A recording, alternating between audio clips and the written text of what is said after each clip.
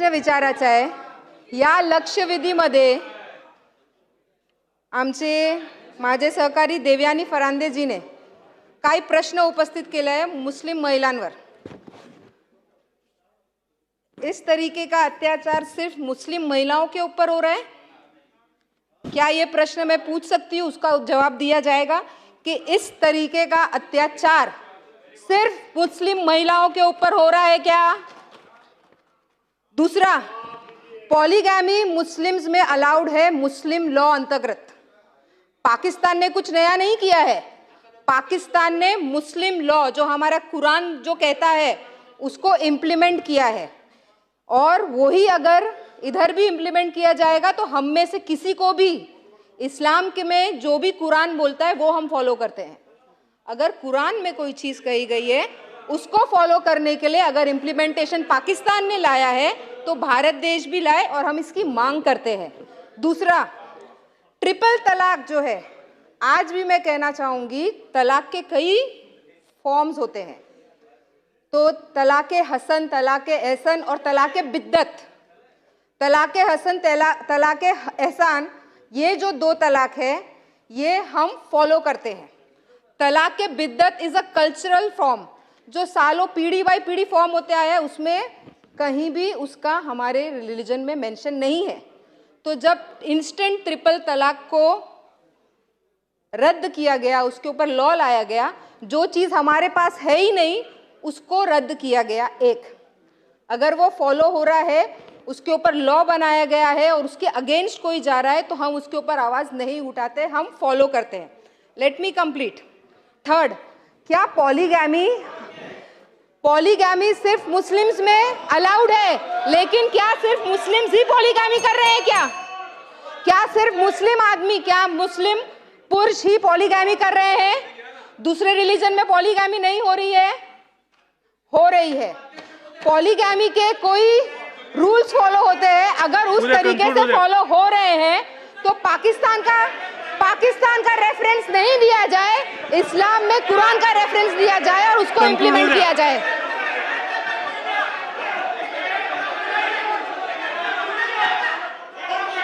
Polygamy सिर्फ Muslims में नहीं हो रहा है, पॉलीगैमी हर रिलीजन में हो रहा है। मुस्लिम्स में पॉलीगैमी का तरीका बताया गया है और उसको फॉलो किया जाए, उस पे लॉ लाया जाए। ठीक है, बात कर साहेब। अध्यक्ष महोदय, लक्षवेधी ट्रिपल तलाकचा कायद्याची अंमलबजावणी योग्य पद्धतीने होते की नाही याच्याकरता ही लक्षवेधी आहे।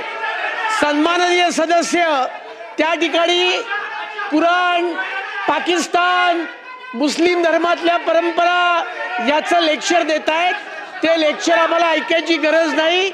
हा देश संविधानाने चालतो, कुराणाने चालणार नाही, हे तुम्ही या ठिकाणी मी तर समजावून सांगतो, एवढं लक्षात ठेवा। मंत्री महोदय, त्याला प्रश्न विचारायला सांगा, उत्तर द्या।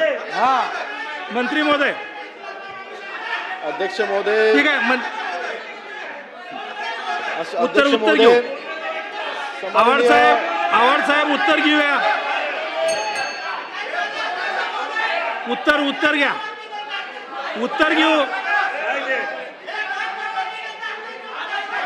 अध्यक्ष महोदय, सन्माननीय सदस्य सनाताई मलिक यांनी एक मिनिट, जाधव साहेब एक मिनिट। प्रश्नांचा इथे त्यांनी जिथे प्रश्न विचारले असताना मी पहिल्यांदा सन्माननीय सदस्य सनाताई मलिक यांचं अभिनंदन करतो, त्यांचे आभार मानतो। ज्या कायद्यामध्ये आपण तरतुदी करायचा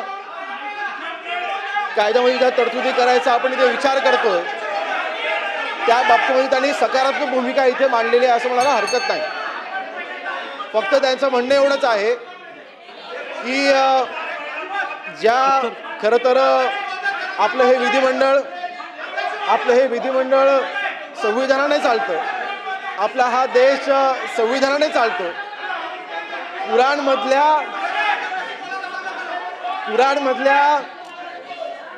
पुराणामध्ये शेवटी एका धर्मग्रंथामधल्या, चला बसून घ्या, तिथे बाबीन बघून त्याच्या अस्लमभाई, आधारे आपण कायदा अस्लमभाई तयार करा, बसा, असं बसून करता घ्या. येत नाही. एकंदरीत राणे सगळ्या साहेब, बसा. धर्माचा बसा, उद्या उत्तर तिथे सन्मान केला गेला पाहिजे. कुठल्याही धर्माचा अपमान होता कामा नये. ही जबाबदारी कुठल्याही सरकारची असते. बसा. मी आपल्याबरोबर नक्कीच सांगेन. मी पुन्हा एकदा सनातनला आश्वासित करू इच्छितो की त्यांनी फक्त कायद्याची अंमलबजावणी करत असताना ज्या तरतुदी कुराणामध्ये आहेत त्या आधारे तुम्ही करा असं त्यांची मागणी आहे. बरोबर की नाही? आणि म्हणून अध्यक्ष महोदय, आपण मगाशी मी जो उल्लेख केला, मग सन्माननीय सदस्या देवयानीताई फरांदे यांनी ते जो उल्लेख केला किंवा त्यांनी जी मागणी केली, मी आवर्जून सांगेन की ट्रिपल तलाकच्या बाबतीमध्ये आता त्यांनी जो प्रश्न इथे विचारलेला आहे या लक्षवेधीमध्ये, त्यांचा असा प्रश्न आला सनातनी मलिक यांचा की हा प्रश्न काय फक्त एकाच धर्मापुरता सीमित आहे का? तर मी आजपर्यंत आता गेली 1.5 वर्ष गृहराज्यमंत्री म्हणून काम पाहतोय. माझ्या नजरेस तरी ट्रिपल तलाकच्या तक्रारी अन्य कुठल्या धर्मपंथीयांच्या मार्फत आलेल्या माझ्या निदर्शनास आलेल्या नाहीत. कारण ट्रिपल तलाक ही पद्धती ही काही विशिष्ट समाजामध्ये आहे, धर्मामध्ये आहे, म्हणून तिकडनं त्या तक्रारी येत आहेत. परंतु कायदा तयार करत असताना आपण कुठल्याही एका विशिष्ट धर्मपंथीयांसाठी आपण किंवा त्यांच्या बाबतीत आपण कायदा तयार करत नाही, तो सगळ्यांना लागू होतो. ज्या अशा पद्धतीने शेवटी आपण केंद्राने कायदा काय पारित केला आहे, मोबाईल मेसेज पाठवून तलाक द्यायचा, ईमेल पाठवून तलाक द्यायचा, फोनवरनं संभाषण करून तलाक द्यायचं, तर तो अन्यायकारक होता. म्हणून तो कायदा तयार केला गेला आणि त्याची अंमलबजावणी फक्त इथे राज्यामध्ये व्हावी अशी त्यांची मागणी जी झाली पाहिजे, जी आपण करतोय. नंबर 1. नंबर 2, आपण जो इथे उल्लेख केला की पॉलिगामी ही अन्य धर्मपंथीयांमध्ये देखील होते असं कदाचित आपलं तिथे म्हणणं आहे.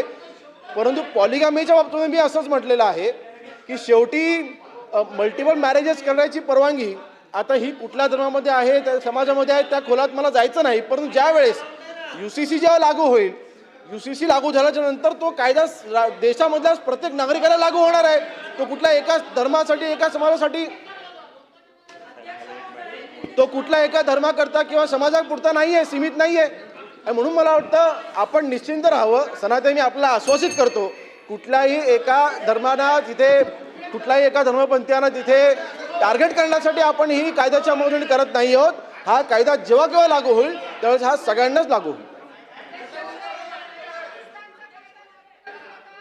रईसभाई बोला. मला अध्यक्ष महोदय हे निदर्शनाला आणायचं होतं. ताई 2 मिनिटं उद्या चर्चा करू ताई. बसा, चर्चा ताई, करू. 2 मिनिटं बसा. ताई 2 मिनिटं माझ्यानंतर पाटील साहेब आपण बोला. माझी विनंती आहे. पाटील साहेब आपण मला बोला. संधी मिळाली आहे. मला तुम्ही या लक्षवेधीच्या मालकच आहात, पण माझ्यानंतर बोला. अध्यक्ष महोदय, मी सुरुवातीला अध्यक्ष महोदय, मी लक्षवेधी स्वीकारण्याच्या वर देखील माझे मत मांडलेलं होतं. अध्यक्ष महोदय, अशा सेन्सिटिव्ह इश्यूजवर खरं म्हणजे अध्यक्षांनी मंत्री महोदयांना, सदस्यांना दालनात बोलून चर्चा करायला पाहिजे होती. ठीक आहे. सन्माननीय सना मलिक ज्यावेळी या ठिकाणी बोलत होत्या त्यावेळी त्यांचं म्हणणं पूर्ण व्हायला पाहिजे होतं. त्यांना अडवून आता अध्यक्ष महोदय मंत्री महोदयांना उत्तर द्यायला सांगितलं, कारण गोंधळ सुरू झाला. सना मलिक ह्या अतिशय स्पष्टपणाने मतं मांडत होत्या. त्यामुळं आपल्या मतं आवडत अगर न आवडत, आपण त्याच्यावरती चर्चा करतोय. या सभागृहाची प्रथा परंपरा आहे. कुणी काही मतं मांडली तर ती ऐकून घ्यायची आणि त्याच्यावर उत्तर द्यायचा अधिकार मंत्री महोदयांच्याकडे असताना सना मलिक यांना अडवणं योग्य नव्हतं. मी सना मलिकांना समर्थन देतो. त्यांचं काय म्हणणं आहे ते पुन्हा आपण ऐकून घ्यावं. ठीक आहे. मनीषाताई. अध्यक्ष महोदय, मनीषाताई होऊ दे. 3 तलाकच्या अध्यक्ष महोदय, बसा. अध्यक्ष महोदय,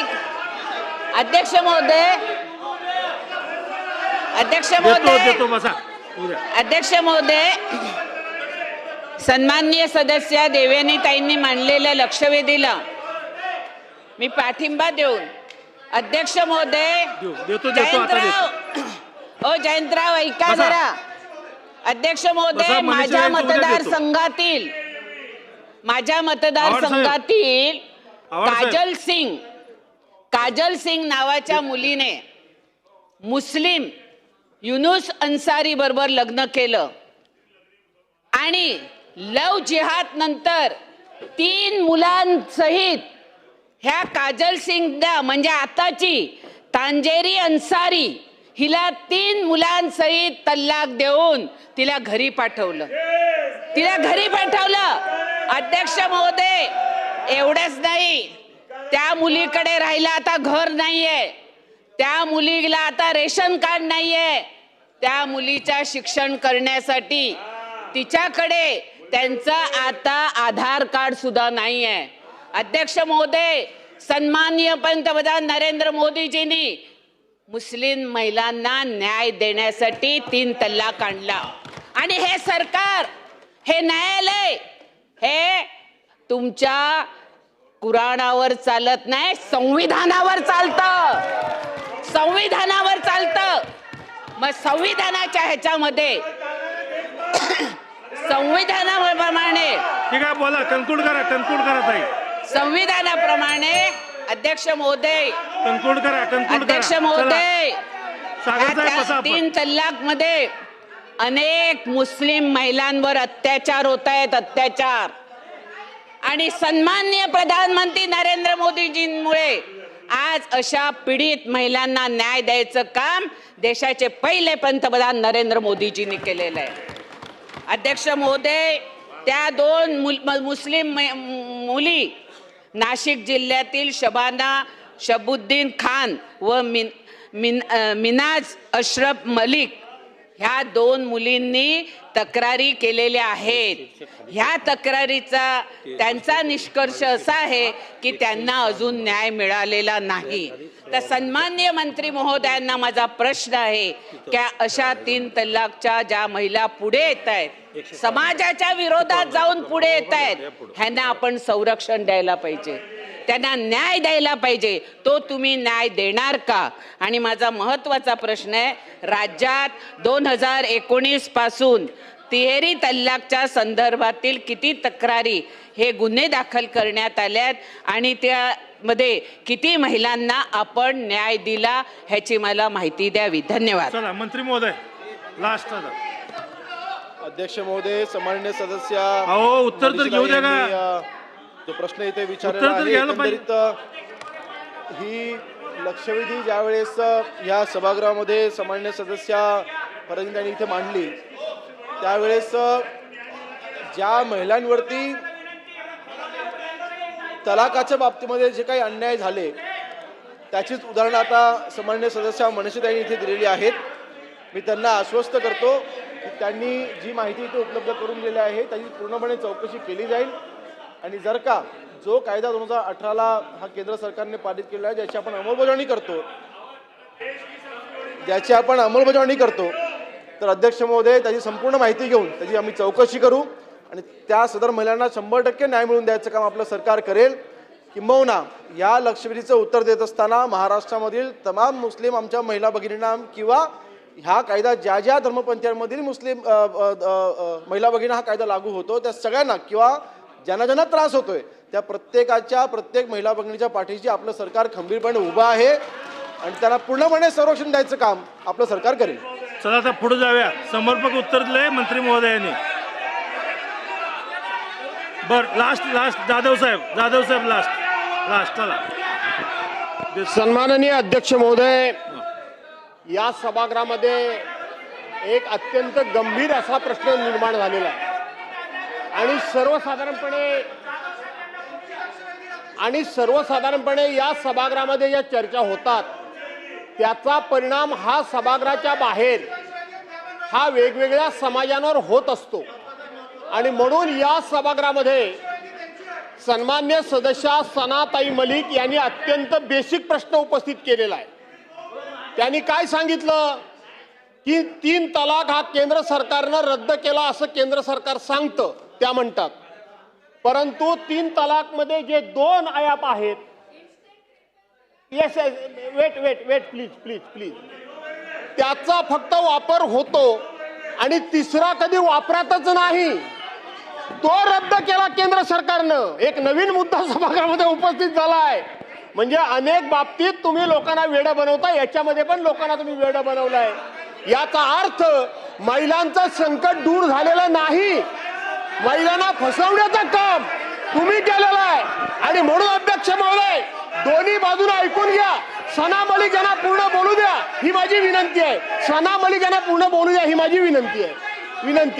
आणि राज्य अशा एका मंत्री गंभीर महोदय, प्रश्नावर चला, राज्याच्या बसा. मुख्यमंत्र्यांनी उत्तर द्यायला पाहिजे होतं. राज्याचे मंत्री मुख्यमंत्री महोदयांचं आहेत उत्तर कुठे? द्या. त्यांना माहिती दादासाहेब, नाही ही अडचण आहे दादासाहेब, ती. आता अध्यक्ष उत्तर घेऊ. महोदय, सन्माननीय सदस्य भास्करराव जाधव यांनी ते जो प्रश्न उपस्थित केलेला आहे किंवा त्यांनी जो इथे मुद्दा मांडलेला आहे, थांबा ना. अहो बोलू द्या ताई, बोलू द्या ना, उत्तर देऊ द्या, मी बोलतो ना. सन्माननीय सदस्यांनी इथे जो ते अध्यक्ष महोदय ठरवतील. सन्माननीय सदस्यांनी इथे कोगले साहेब, जो बसून घ्या. प्रश्न उपस्थित बसून केलेला बोलू आहे, नका. सनाताई मलिक यांनी जो इथे मुद्दा मांडला, त्यांचं असं म्हणणं होतं की कुराणामध्ये ज्याची तरतूद नाही त्याच्यावरती कायदा तयार झाला. पण मुळात कायदा तयार होत असताना पठाण साहेब, बसा. कुराणाचा कुठे संबंधच नाहीये. कायदा तयार होत असताना, कायदा हा माझ्या हातामध्ये आहे, कायदा तयार होत असताना कुठेही कुराणाचा त्याच्यामध्ये उल्लेख नाही.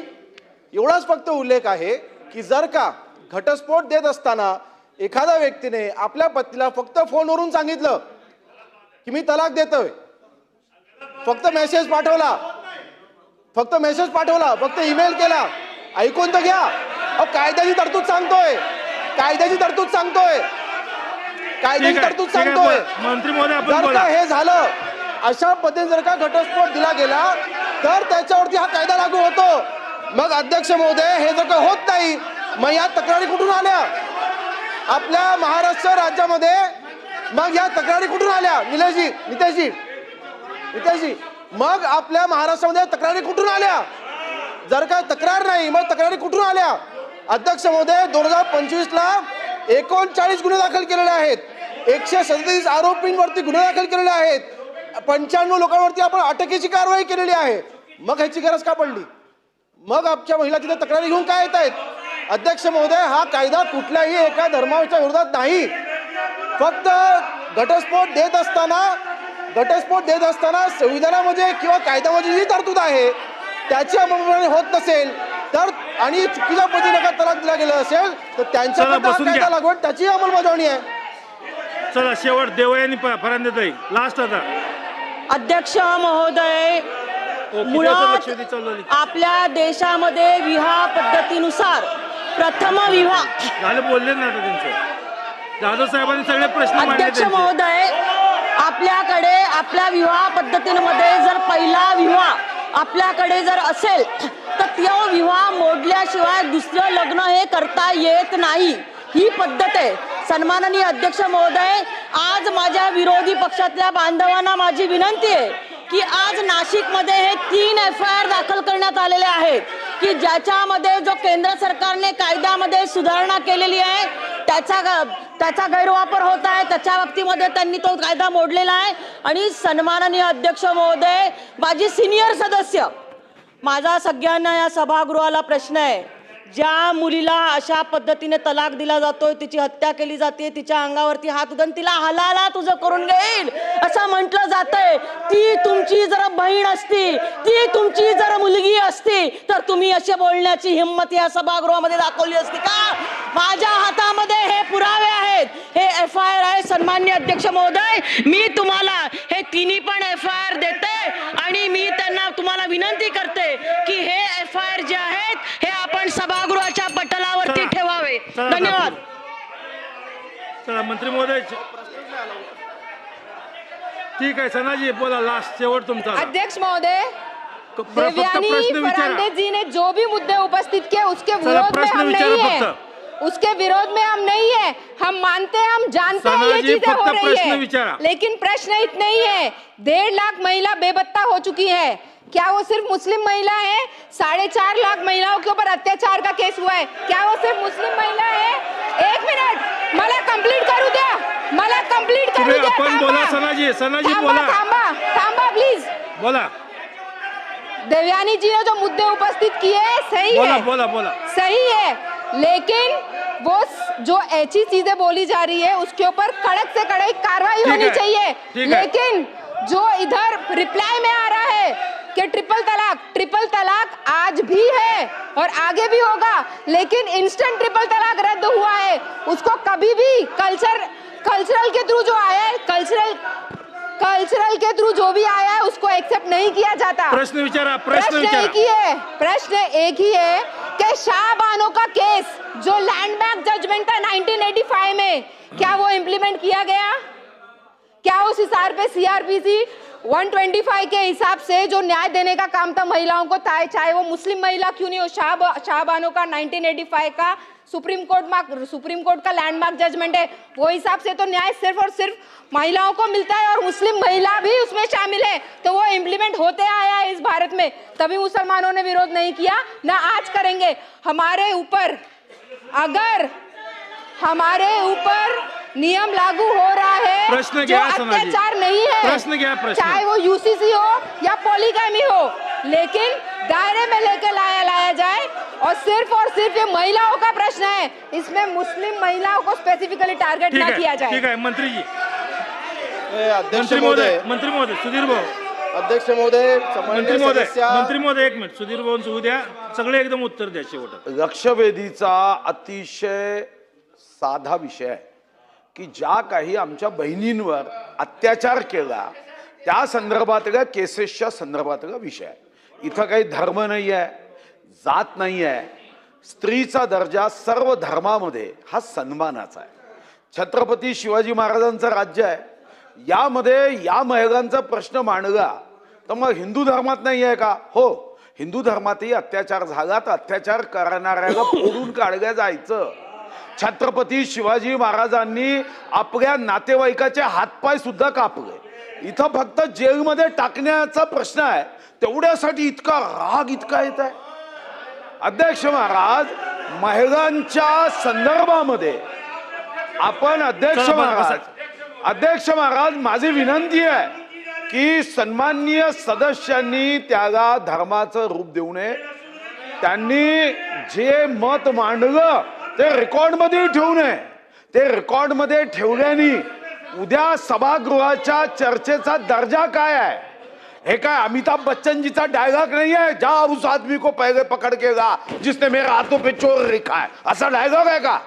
इथं अध्यक्ष महाराज, महिलांच्या सुरक्षेचा विषय सन्माननीय आमच्या देवयानी ताईंनी मांडला, दुसरा मनीषा ताईंनी मांडला। याचा काय विरोध आहे अध्यक्ष महाराज? जातीचा काय? आणि मी पुढे म्हणतो की समजा हिंदू धर्मात महिलांवर अत्याचार होत असेल तर एक अशासकीय विधेयकाना विरोधी पक्षांनी ठरावाना की हिंदू धर्मातील महिलांना सुद्धा संरक्षण देण्यासाठी या कायद्यातला उणिवा दूर करा। हे काय अध्यक्ष महाराज? या लक्षवेधीचं काही महत्व आहे की नाही? ठीक आहे, तसे उत्तर घ्या। अध्यक्ष महोदय, सन्माननीय सदस्यांनी उत्तर प्रश्न उपस्थित केलेले आहेत। मी सर्वप्रथम सनाताई मलिक यांचं मी पहिल्यांदा आभार मानतो की त्यांनी ह्या लक्षवेधीचं त्यांनी पहिल्यांदा समर्थन केलेलं आहे, त्यांनी सुरुवातीला म्हटलं तसं। दुसरी गोष्ट अशी, मी त्यांना एवढं देखील आश्वासित करतो की एक बघा, शेवटी कुठलेही कायदे तयार होत असताना विशेषतः हा कायदा आता केंद्रामध्ये पारित केला गेला, केंद्रामध्ये तयार केला गेला, त्याच्यामुळे अंमलबजावणी करतोय, परंतु आज महाराष्ट्रामध्ये देखील आपण कुठलेही कायदे तयार करत असताना कुठल्याही तिथे धर्मगुरूंना किंवा कुठल्याही तिथे एका विशिष्ट धर्माला लक्षात घेऊन आम्ही कुठलेही कायदे आपण तयार करत नसतो। कायदा आपण जेव्हा तयार करतो तो सगळ्यांना लागू असतो, त्याच पद्धतीने हा सगळ्यांना लागू असलेला कायदा त्याची फक्त अंमलबजावणी राज्यामध्ये होते किंवा नाही किंवा कशा पद्धतीने झाली पाहिजे ह्याचा फक्त हा साधा सोपा प्रश्न आहे। आणि त्या अनुषंगाने त्यांनी जी काही यूसीसीची मागणी केली, मी त्याला फक्त एवढंच उत्तर दिलंय की यामध्ये जी काही कमिटी तयार करण्यात येण्याचा आपण घेण्याचा जो निर्णय आपण घेतलेला आहे, तेही जेव्हा कमिटीचा अहवाल येईल त्याच्या आधारे जेव्हा यूसीसी बाबतीत जेव्हा चर्चा होईल तेव्हा तुम्ही तुमचे मुद्दे मांडा ना त्याच्यावरती, त्याची चर्चा आता कशाला? म्हणून लक्षवेधीचा जो गाभा आहे तो फक्त एवढाच पुरता सीमित आहे। म्हणजे आपल्याला आश्वासित करतो की कुठल्याही इथे धर्माच्या बाबतीमध्ये द्वेष हा आमच्या मनात नाही आणि नाही कधी होता आणि पुढे पण नसेल। सर्व धर्मपंथीयांना सोबत घेऊन यांची शिकवण आम्हाला छत्रपती शिवाजी महाराजांनी दिलेली आहे आणि ती आम्हाला त्याची व्यवस्थित आठवण आहे आणि त्याची आम्ही अंमलबजावणी करतोय। लक्षवेधी क्रमांक 2